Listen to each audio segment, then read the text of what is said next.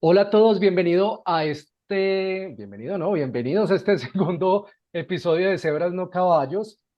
Vamos a continuar con el caso clínico que iniciamos en el episodio previo. Estamos hablando de cefalea, signos de alarma y una sorpresa, una paquimeningitis, una paciente que recién se había aplicado un ácido zoledrónico. Y la vez pasada habíamos quedado, por así decirlo, en un cliffhanger, en un abrebocas, y era el diagnóstico diferencial de paquimeningitis. Entonces, Esteban, pues Esteban no, yo lo hablo acá como si todo el mundo nos conociera, nosotros dos. Esteban es médico neurólogo de la Clínica de las Américas Auna, un gran amigo, le dio la locura de estudiar epidemiología, entonces ya sabemos que es una persona Ahí que vamos, ahí vamos. tiene dificultades de vida porque quiere estudiar epidemiología y es un gran amigo, es una persona que se preocupa mucho por sus pacientes. Bienvenido nuevamente. Hombre, Sebas, no, muchas gracias. La idea es que ahondemos más en hasta cierto punto, ciencia oculta, que son tanto la reumatología como la neurología, y cuando se juntan las dos ya se empezar a hablar de profecías y palabras apocalípticas, entonces es fundamental que trabajemos de todos estos temas que a veces nos pasan como un poquito de largo. De una. Entonces, retomemos el tema.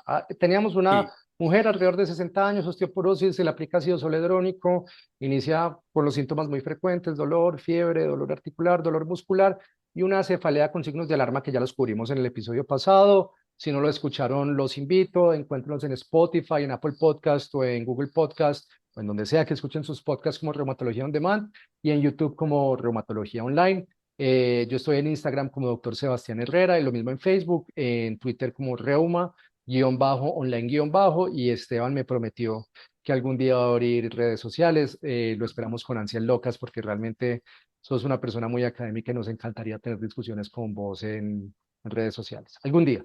Claro, qué más que las discusiones que tenemos todos los días que nos enriquecen de forma impresionante. Algo entonces importante como para recapitular un poquitico el caso, entonces íbamos en todo esto, encontramos el realce paquimeningio en la resonancia y que a pesar del realce paquimeningio, pues las características semiológicas del dolor de cabeza de ella eran muy sugestivas de una migraña, pero obviamente por los signos de alarma que teníamos, que eso es lo importante que quiero resaltar aquí, es que como tenía esos signos de alarma, fue por eso que pensamos un poquito más allá de la migraña y decidimos hacer esta neuroimagen como tal.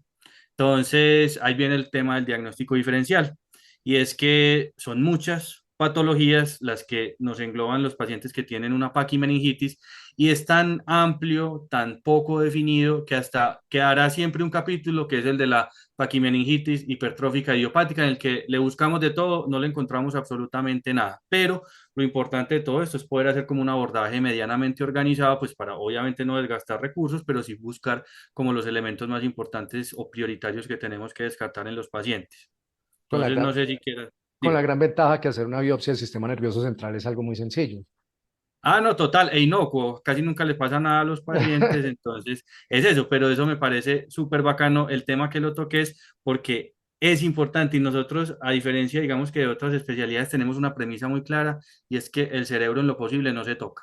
Sí, si tenemos forma de buscar el diagnóstico en otra herramienta, en otra prueba diagnóstica, en otro órgano o en otro sistema, siempre preferiríamos hacer eso porque las biopsias en el cerebro no son inocuas, se asocian a meningitis, infecciones, epilepsia, sangrados, complicaciones que en realidad no nos gustan a los pacientes, y creo que Sebas y yo también tenemos muy claro eso, y es que para nosotros siempre prima el bienestar del paciente sobre las estrategias diagnósticas. Perfecto. Entonces, por eso es tan importante este abordaje organizado de diagnóstico diferencial. Entonces, listo, tengo paquimeningitis. ¿Qué tengo que pensar en diagnóstico diferencial? Exacto. Entonces, con paquimeningitis, digamos que uno, lo primero que siempre se le viene a la cabeza son en general enfermedades granulomatosas. Y como estamos pues en Colombia, en un país con alta tasa de visibilidad pues de infección, y sobre todo infecciones crónicas como tuberculosis, pues digamos que lo primero que uno está pensando en pacientes con paquimeningitis es una infección por tuberculosis, una infección crónica, ¿sí? Entonces, lo primero que descartaremos siempre en ese caso será eso. ¿Y cómo lo descartaremos? Pues uno, recordar que la tuberculosis solamente menos del 1% se presenta aisladamente en el sistema nervioso central. Entonces, ¿qué hace uno? Va y lo busca en los otros órganos, buscarlo en el tórax, sobre todo en los síntomas respiratorios, urinario, en fin, lo busca en otras partes que ya pues todos los otros serán más expertos en eso. Y dos, con la punción lumbar. Punción lumbar en el que vamos a intentar aclarar eso. Entonces, digamos que estas enfermedades granulomatosas infecciosas serán el primer diagnóstico. ¿Seguido de cuáles? De las micosis crónicas o las micosis profundas en el sistema nervioso central, que sí son más raras que un perro a cuadros, pero obviamente las tendremos que tener en la cabeza. Dos, la segunda causa, que además de las infecciosas y sobre todo estas infecciosas crónicas de las que hablamos, la otra muy importante que tenemos que tener en cuenta en el realce paquimeningio es la hipotensión intracraneal. ¿Qué quiere decir hipotensión intracraneal? Pues los pacientes que por X, Y, Z motivo se les baja la presión dentro de su cabeza, así como uno tiene presión alta dentro de la cabeza, alias hipertensión intracraneal, uno también puede tener presión baja. ¿Y por qué va a tener uno presión baja en la cabeza? Pues uno, si los pacientes han tenido algún tipo de cirugía o de neurocirugía en el que haya habido una posibilidad de haber generado una fístula. Dos, los pacientes que son sometidos a intervenciones raquídeas o intervenciones como punciones lumbares y todo eso que puede generar esa alteración como tal. Y tres, los pacientes que hayan tenido algún tipo de trauma son los que principalmente buscaremos como este tipo de etiologías. Obviamente, uno se va llenando de argumentos como para pensar en eso, que ahí ya sí no solo sería el realce paquimeningio, sino que es el paciente que le da dolor de cabeza al sentarse o al pararse, el paciente que dentro de la resonancia no solo vemos el realce paquimeningio, sino que podemos llegar a ver hematomas subdurales a los lados, colapso de los ventrículos, herniación de las amígdalas y todo eso, que eso ya después lo exploraremos con un poquito más de detalle. Y tres, en la parte del enfoque del realce paquimeningio, pues no podremos olvidar tampoco que de todas formas las infecciones bacterianas pues siempre estarán presentes y harán parte de nuestra batería diagnóstica en nuestros pacientes. Y ya finalmente nos iremos a dos entidades que son, pues digamos que las más raras, pero que siempre tendremos que tener en cuenta, que son las enfermedades granulomatosas de origen autoinmune, de origen inmunológico. Básicamente estamos pensando en dos grandes, que son sarcoidosis y vasculitis ANCA, que ya Sebas, pues obviamente nos expondrá pues como un poquito más a fondo de estas dos entidades. La enfermedad por IgG4, que no la podemos tampoco pasar por alto, y finalmente, además de las enfermedades inmunológicas que haya compromiso pues directo, pues no olvidar las otras enfermedades autoinmunes sistémicas en donde ha habido descritos pacientes con paquimeningitis, en pacientes con síndrome de Sjögren, en pacientes con lupus, pues en cosas que ahondaremos más, un poco más desde el punto de vista reumatológico. Y el último diagnóstico, que siempre también lo tenemos que tener presente, son los gliomas, es decir, el compromiso meningio infiltrativo, ya sea primario o secundario del sistema nervioso central para poder encontrar eso. Si luego de esta búsqueda exhaustiva es que nosotros nos damos cuenta, pues pucha, no encontramos absolutamente nada, lo buscamos autoinmunidad, neoplasia, infecciosas y todo nos salió negativo, pues ya nos quedará finalmente ese último diagnóstico que será la paquimeningitis hipertrófica idiopática, que también recibirá su manejo como tal. No sé qué más quieras vos, Sebas, como ahondar ahí un poquitico. Buenísimo, porque ahí nos toca a nosotros pegarnos mucho de un interrogatorio exhaustivo, de una búsqueda sistémica de signos o síntomas que incluso hasta la cosa más sutil nos puede llevar al diagnóstico, como en estos días sucedió un caso, a propósito de un caso que traeremos más adelante, algo tan sencillo como unos síntomas secos en una paciente con depresión, intento de suicidio, llevó a un diagnóstico de otras cosas. Total. Entonces, es muy importante porque primero o sea, generalmente neurología es quien hace todo este enfoque inicial y usualmente uno asume, si ya llegó a reumatología es porque ya neurología descartó todo esto, ya hicieron el estudio de líquido cefalorraquídeo, las pruebas rápidas no mostraron nada para hongos o para tuberculosis, al momento no ha aparecido nada que sugiera que hay una malignidad por ahí escondido, y ahí empieza uno a barajar porque desafortunadamente de autoinmunidad, las enfermedades que usualmente causan problemas desde el punto de vista de paquimeninges son enfermedades que son de difícil diagnóstico. Hoy Entonces, sí, para nosotros los que no somos internistas ni somos reumatólogos, ¿qué tips, digamos, que antes de pensar en paraclínicos le darían a uno a pensar más en algo sistémico? el problema es que o sea, el problema es que es como así, un enfoque de bajo costo, pero que desafortunadamente es de mucho conocimiento y es algo que yo a veces le digo a los residentes cuando uno está haciendo los seminarios de enfoque de dolor articular. La parte más compleja de enfoque de reumatología son los signos y los síntomas asociados, porque es algo muy sencillo, pero es una lista de cocina gigante que necesita mucho conocimiento por uno ir a preguntar.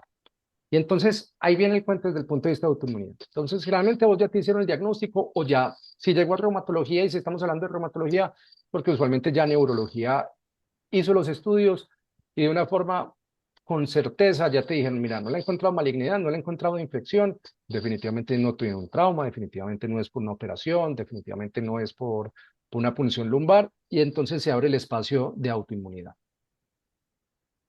Y ahí es muy importante, autoinmunidad. Y ahí es muy importante lo que vamos a buscar, tener en cuenta las cosas más frecuentes. Porque el problema con reumatología es que reumatología es de probabilidades. Cualquier cosa puede dar cualquier cosa. Pero usualmente las cosas, entre comillas, más famosas que dan realce o paquimeningitis serían enfermedad por IgG4, que personalmente creo que hay un sesgo de publicación, o sea, la enfermedad por IgG4 es importante desde el punto de vista de paquimeningitis, pero uno lo que más encuentra son reportes de casos de esto y realmente es una enfermedad que es infrecuente. No, y sobrebuscada, o sea, yo creo que todo el que medio estudia paquimeningitis de uno se le viene a la cabeza Enfermedad IgG4. IgG4. Y Ujú. cuando vos empezás a ver la literatura, vos decís, sí, esto es lo más frecuente, pero hay un montón de series de casos y otras cosas de otras enfermedades. Total. Estaría sarcoidosis, que a uno le gusta mucho pensar en sarcoidosis, pero desde el punto de vista de frecuencia, sarcoidosis también es infrecuente. Dentro de las granulomatosas, las vasculitis ANCA y sobre todo las pues PR3 positivo, que lo que antes llamaba los granulomatosis con un poliangiitis, antes llamaba granulomatosis de Wegener, PR3 positivo. Y ahí empieza Cristo a padecer. ¿Por qué? Porque de ahí todo lo que vos digas, que no son cosas granulomatosas, hay reportes de caso. Entonces vos encontrás artritis reumatoide, lupus eritematoso sistémico, síndrome de Sjögren, policondritis recidivante o policondritis recurrente, encontrás también poliarteritis nodosa y ahorita hablamos unas particularidades de los reportes de casos que hay como poliarteritis nodosa, etcétera, etcétera, etcétera. Entonces, ahí podemos partir como el mundo en dos. Las que serían granulomatosas, que son IgG4, vasculitis ANCA y sarcoidosis, que en teoría, si fuera muy sencillo hacer una biopsia, pues nos ayudaría. Si encuentro granulomas, esto me podría dirigir a estas enfermedades y si no hay granulomas, están las otras enfermedades, pero como ya dijimos ahorita, es difícil. O sea, es difícil uno tomar una decisión y tirarse al vacío y decir, vamos a biopsiar a un paciente. Entonces ahí De acuerdo. veníamos a lo que vos decías, los síntomas. Y ahí le toca a uno como una lista de cocina de arriba hacia abajo. Entonces empieza uno por sistemas, es como yo lo veo más sencillo. Entonces, piel, lesiones en piel, lesiones mucosas o lesiones orales o nasales o lesiones en genitales, por ejemplo, pensando en Behçet, que también está descrito el realce Ujú. paquimeningio en Behçet. Entonces, si tiene lesiones orales o nasales, uno piensa en lupus, lesiones genitales y lesiones orales piensa en Behçet, lesiones en piel dependiendo del tipo de lesión, si son lesiones en áreas fotosensibles, si es eritema malar, vas a empezar en lupus eritematoso sistémico, si son úlceras o si son nódulos o si es Raynaud o si es dedo azul, uno va a pensar en algo más tipo vasculitis, llámese vasculitis ANCA, poliarteritis nodosa, o en un caso infrecuente una vasculitis secundaria de R, lupus o síndrome de Sjögren. Si tiene síntomas secos o parotidomegalia, va a pensar en síndrome de Sjögren. Si tiene parotidomegalia, hay que pensar también en IgG4 y en sarcoidosis. Si tiene claudicación de extremidades, va uno a pensar en una vasculitis de medianos o pequeños vasos. Lo mismo si tiene angina intestinal o dolor abdominal, pensaría uno en vasculitis de medianos o pequeños vasos, tipo poliarteritis nodosa. Si el paciente ha hecho pseudofoliculitis, eritema nodoso, piensa en Behçet. Si ha tenido edema o dolor en la punta nasal o en el hélix, en las orejas, va a pensar primero en policondritis recurrente. Y hay una gran dificultad. Y es que hay varias series de casos o reportes de casos, incluso uno de Valle de Lili, que fue donde yo me formé en medicina interna de policondritis residente o recurrente con paquimeningitis, pero hay una gran dificultad y es que nuestro entendimiento de las vasculitis ha cambiado mucho en las últimas décadas. Entonces la clasificaban como policondritis recurrente, pero tenían anticuerpos anti-PR3 positivo. Y la Ok. gran dificultad ahí es que uno dice, listo, lo puedo clasificar como una policondritis recurrente, pero la vasculitis ANCA me puede dar condritis, o sea, el edema de la punta nasal del cartílago de la oreja, y me puede dar también la paquimeningitis con compromiso granulomatoso. Entonces, para mí O sea eso que esos pacientes finalmente terminaron siendo vasculitis, pues si los volviéramos a clasificar al día de hoy. en esta época de la vida yo las clasificaría como una granulomatosis con poliangiitis, o sea, una vasculitis ANCA. Lo mismo Ok. con muchos reportes de casos de poliarteritis nodosa. Clásicamente vemos reportes de casos como poliarteritis nodosa, algunos de esos con PR3 positivo, y uno cada vez nos hemos dado cuenta que la poliarteritis nodosa es infrecuente, es más frecuente tener una vasculitis ANCA que una poliarteritis nodosa. Entonces no es que sea imposible, sino que probablemente muchos de esos reportes de casos o series de casos que encontramos en la literatura, que son series de casos grandes de los 80, pues grandes, Sí. 3, 4 casos, 5 casos, 10 casos, probablemente uno en este momento las clasificaría como vasculitis ANCA. Pero Eh, lo curioso, no sé, ya como soltando ahí el dato histórico, no sé si viste que las paquimeningitis están descritas desde los años 1800, pues están desde el siglo XIX descritas y clasificadas, que interesante. Interesante. ¿Cuántas? Y yo creo, como ahí ya que tiras de la parte histórica y ahorita que estamos revisando la literatura, yo creo que muchas de esas paquimeningitis eran enfermedad por IgG4. Si vos viste uno de los artículos que montamos ahí en el Drive, muchas de esas paquimeningitis clasificadas como idiopática, les ponen los glucocorticoides, mejoran mucho y les suspenden los glucocorticoides y vuelven y recaen. Entonces, Sí, probablemente son paquimeningitis personalmente. Si no te aparece alguna sorpresa, cada vez la probabilidad va aumentando de que sea autoinmune y probablemente eso una IgG4, una sarcoidosis, una vasculitis que no le de has dado acuerdo. con el chiste. Porque a veces, pues, artritis reumatoide es muy sencillo, entre comillas, tiene el compromiso articular, tiene factor reumatoide anti-CCP positivo, un lupus eritematoso sistémico que algún día hablaremos de los ejercicios de atribución en lupus neuropsiquiátrico, debería tener actividad en otros sitios. Síndrome de Sjögren, en neurología y síndrome de Sjögren es una belleza porque tenemos mucha dificultad en la literatura. Hemos aprendido mucho de neurología con el síndrome de Sjögren. El problema es que la literatura en neurología está muy sesgada cuando se habla de neurosjögren para neurología. Entonces, tenemos unos datos muy interesantes desde el punto de vista de neurología, pero con un sesgo gigante. En teoría, síndrome de Sjögren debería dar una tasa alta de autoanticuerpos, y eso está bien si uno está trabajando con 5 neurólogos, pero si no estás trabajando con 5 neurólogos, ojo, porque a veces se nos podría pasar, igual no es frecuente. No, y la Pero vuelta o el ejercicio grande de todo esto es cada vez dando cuenta que las patologías idiopáticas, o por lo menos la paquimeningitis idiopática, pues cada vez va a ser menos, porque cada vez vamos a ir encontrando los marcadores, los autoanticuerpos y las asociaciones con enfermedades autoinmunes, ya sean primarias del sistema nervioso central o sistémicas. claro, y hay que tener varias cositas en cuenta. Por ejemplo, IgG4, nosotros queremos medir IgG4, pero la sensibilidad y la especificidad de las ELISAs para IgG4 son malos. O sea, los ELISAs de IgG4 están diseñados para detectar déficit de inmunoglobulina G y de sus subtipos. No están diseñados para detectar exceso. Entonces, a veces puede haber un efecto prozone, similar al BRL o a las pruebas no treponémicas.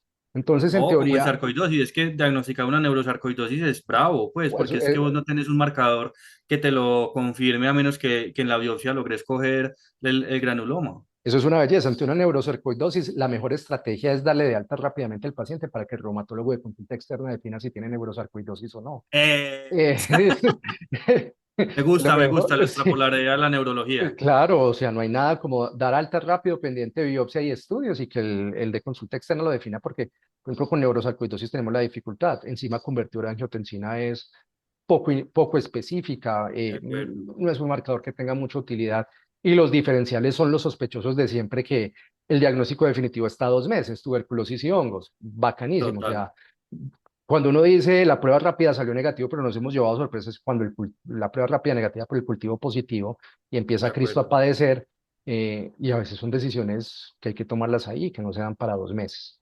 No, pero Entonces, sabes que me gusta que toques ese temita por algo interesante que también nos ha pasado a nosotros, y es que, digamos que no tenerle miedo como a esas cosas, es decir, que hemos hecho nosotros muchas veces, pues toca inmunosuprimir empíricamente al paciente por síntomas, que eso le reactivó la tuberculosis, pues se la tratamos y ya por lo menos aclaramos el diagnóstico, que nosotros lo decimos muy coloquialmente, pero en verdad eso sí es útil, pues sí hace parte de nuestro proceso. a veces sucede en estos casos difíciles, yo creo que Yo creo que a veces ven como si la decisión del reumatólogo es muy sencilla. Ay, esto, o sea, tan macho el reumatólogo llegó y le puso esteroides porque, se la jugó. No, es porque el reumatólogo usualmente cuando cae acá es porque el paciente lleva más o menos un mes de estudios, de proceso, de lo uno y lo otro. Ya uno lleva la ventaja de que le hicieron la punción lumbar, lleva 4 o 5 semanas de cultivo el de micobacteria. O sea, ya realmente neurología ha hecho un estudio muy largo, ya lleva muchas cosas y uno entre comillas le queda muy, muy sencillo, no sencillo, esa decisión nunca será fácil, pero sencillo de decir, no ha crecido nada más, no tenemos nada más, pues pongamos los glucocorticoides y veamos qué sucede. Y entonces, Con esta paciente fue una belleza porque le hicimos interrogatorio. Lo único raro era el ácido zoledrónico. Ujú. La expulcamos por todas partes, le hicimos un líquido cefalorraquídeo. Si mal no recuerdo, el líquido cefalorraquídeo tenía algún cambio, no, vos que recordás. No, no tenía cambios inflamatorios, Vale, solo eran por neuroimagen, por con imagen. presión de apertura normal, sin signos de hipotensión, con el resto de la resonancia del neuroeje sin alteraciones. Vale. Entonces, no, Y una pregunta ahí, si yo tengo el líquido cefalorraquídeo normal, ¿la imagen es un falso positivo? Yo puedo tener paquimeningitis con un líquido cefalorraquídeo normal. no, el problema de las resonancias es que la especificidad sí no es tan alta. Es decir, quiere decir que todos los pacientes que tengan realce paquimeningio en resonancia, que eso tenga algún significado patológico como tal. ¿Por qué? Porque sabemos que hay diferentes técnicas de resonancia que son susceptibles de artefactos en los que se puede ver algún grado de realce leptomeningio y eso no puede innecesariamente indicar que haya una entidad patológica. ¿Qué hacemos nosotros? Llenarnos de argumentos para tomar la decisión. ¿De qué tipo de argumentos? Pues el examen físico neurológico, perdón, primero el interrogatorio, el examen físico neurológico y las características imaginológicas, que eso es un tema bastante interesante de qué tipo como de realces paquimeningios le vamos a parar bola y qué tanto y a cuáles no. Entonces, yo Perfecto. creo que para resumir, Y eso fue dime. la pregunta. Esteban, tiene líquido cefalorraquídeo normal. ¿Realmente eso que estás viendo en esa resonancia vale la pena o no vale la pena?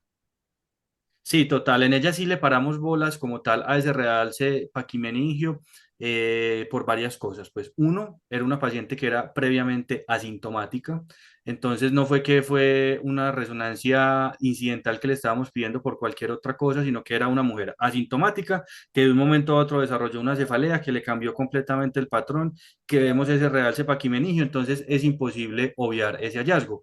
Muy diferente a que fuera una paciente que le pedimos una resonancia, qué sé yo, por tamización para una neoplasia oculta, que le pedimos una resonancia pensando en alguna otra alteración sistémica y le encontramos ese realce paquimeningio, pues probablemente no le demos como mucha importancia. Lo otro, para lo que le paramos bolas a esos, es el tipo de realce. Entonces, en las imágenes que vamos a, bueno, en ella el examen físico no nos ayudó mucho, pues porque en realidad no tenía ninguna focalización, no tenía signos de hipertensión intracraneal, ni nada de esas cosas. ¿Qué busca uno en el examen físico como neurólogo a grosso modo? Es, uno, casi siempre los pacientes que tienen realce paquimeningio tienen compromiso de nervios craneales, siendo nervio óptico o nervio facial los que más comúnmente se afectan. Entonces pueden haber neuritis o perineuritis óptica, pueden haber alteraciones visuales, pueden haber alteraciones de la motilidad facial o parálisis facial, que esos son importantes también para buscar. O también para no olvidarlo y no pasarlo de largo, pues los pacientes que hacen neuralgia del trigémino al que no le encontramos pues como una causa específica o hay compromiso pues como tal de núcleos bajos, pero a grosso modo compromiso de núcleos de nervios craneales, ¿sí?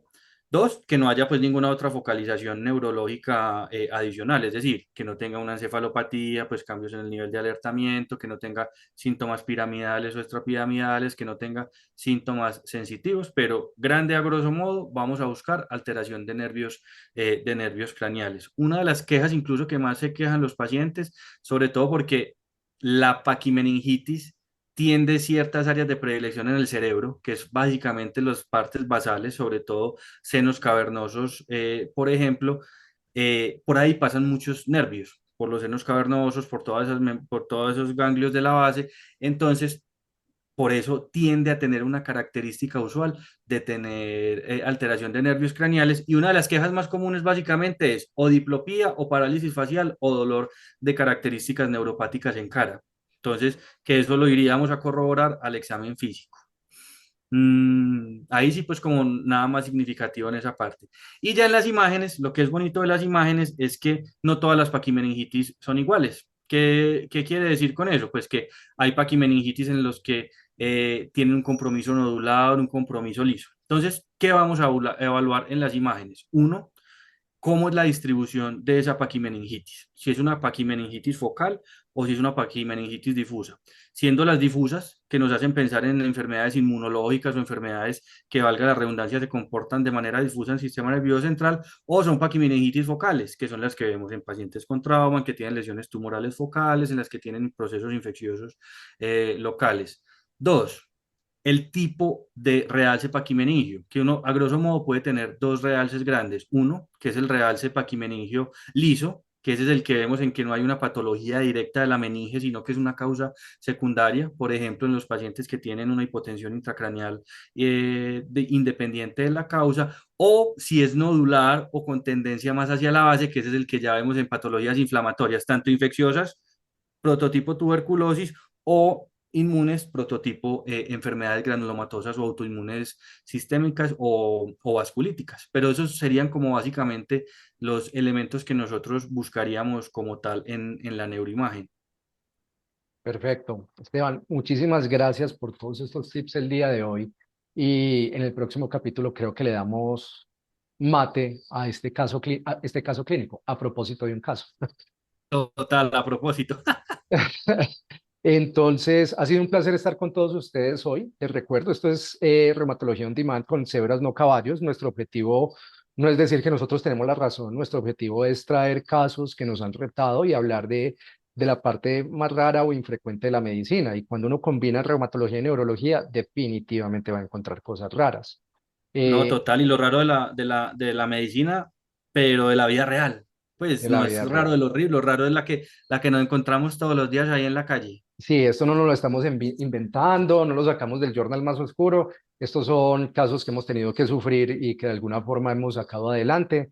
Es un placer estar con vos, Esteban, nuevamente el día de hoy. Espero que algún día habrás redes sociales. El placer es mío. Y Empezaré por OnlyFans, no por mentiras. OnlyFans, listo. Un Listo. OnlyFans de manos o de pies.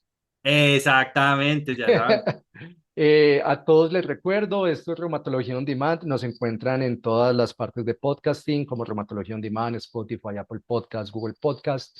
En YouTube nos encuentran como Reumatología Online. Nuevamente, Instagram estoy como Doctor Sebastián Herrera, lo mismo en Facebook y en Twitter como Reuma-Online-. Y nuevamente, Esteban, estamos esperando que algún día abras alguna red social diferente a OnlyFans. Está bien. Vale, un abrazo y nos vemos en la Saludos. próxima. Un abrazo, chao. Chao.